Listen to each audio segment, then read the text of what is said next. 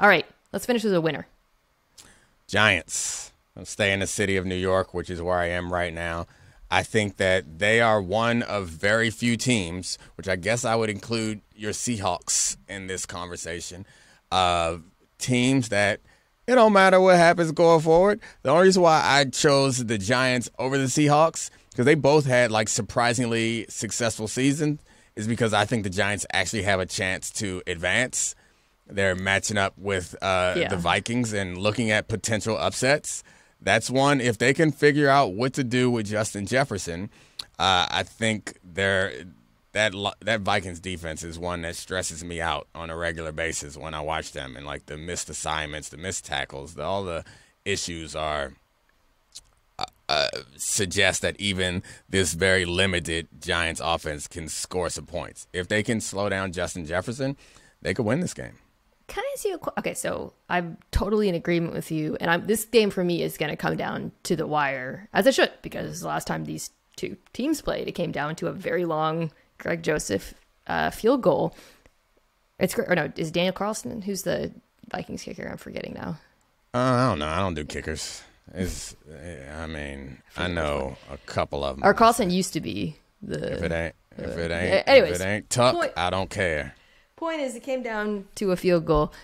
So this game is going to be really, really interesting. And I kind of think both offenses have a little bit of an edge over both defenses in certain ways. Although, Giants pass rush against that Vikings offensive line, there's an issue there. I think the Vikings can also cause some issues up front. But let me ask you this.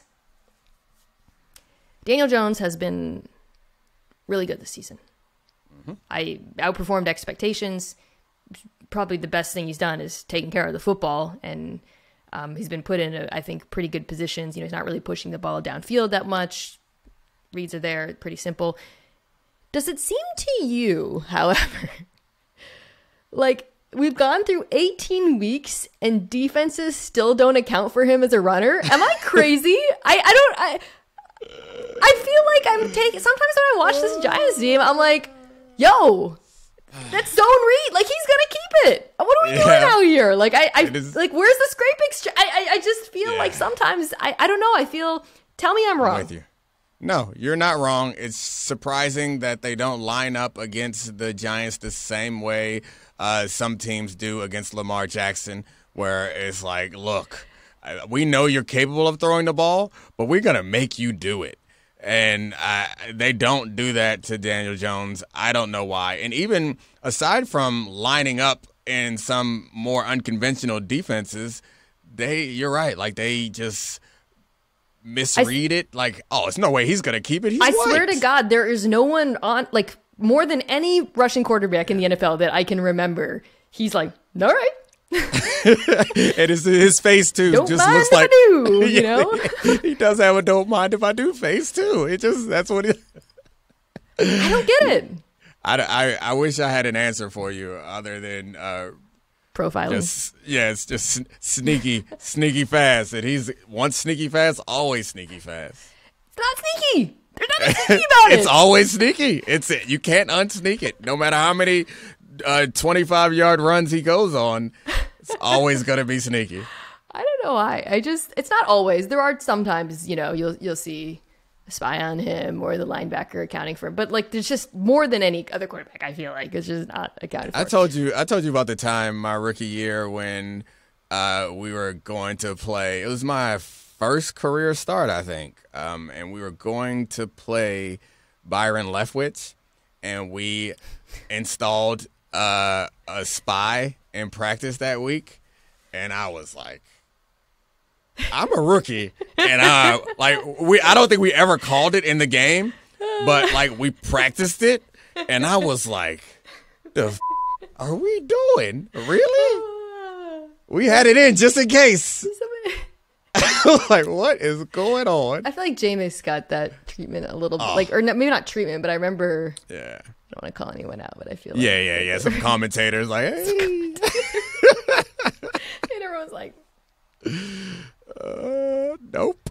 Yeah, we had it in. I don't think we called it, but I remember an install that week like, oh, really? We need a spy? Who's going to spy him?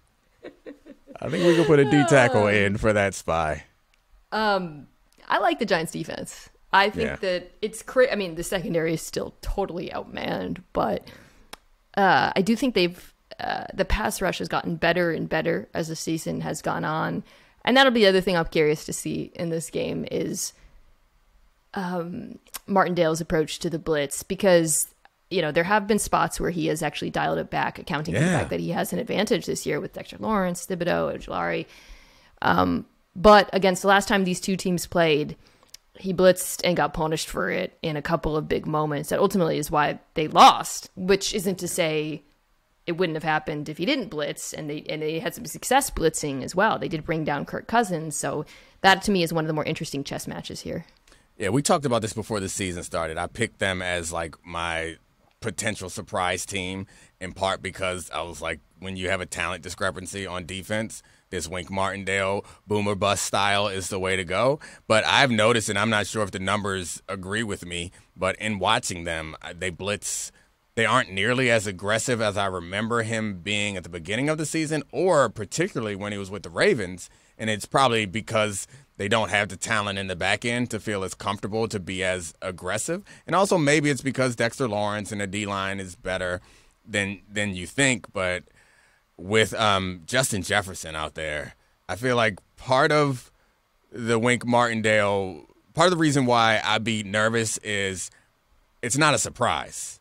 If it were a surprise, then I'd be more comfortable with it. And if it's not a surprise, I don't expect Kirk Cousins to do any reading. It's like, oh, there's a blitz. Where's JJ? Throw it over there. And just, it's only good things can happen. And so, I don't know.